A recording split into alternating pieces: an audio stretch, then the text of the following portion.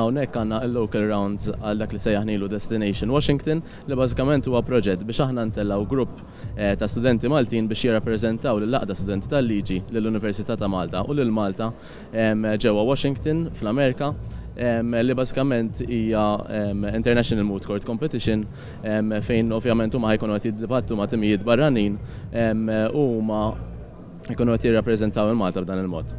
The JESEP International Moot Court Competition occurs annually in Washington, D.C., and different universities and different jurisdictions from all over the world participate in this moot court, and the final prize, so to speak, for this International Moot Court Competition is the JESEP Cup.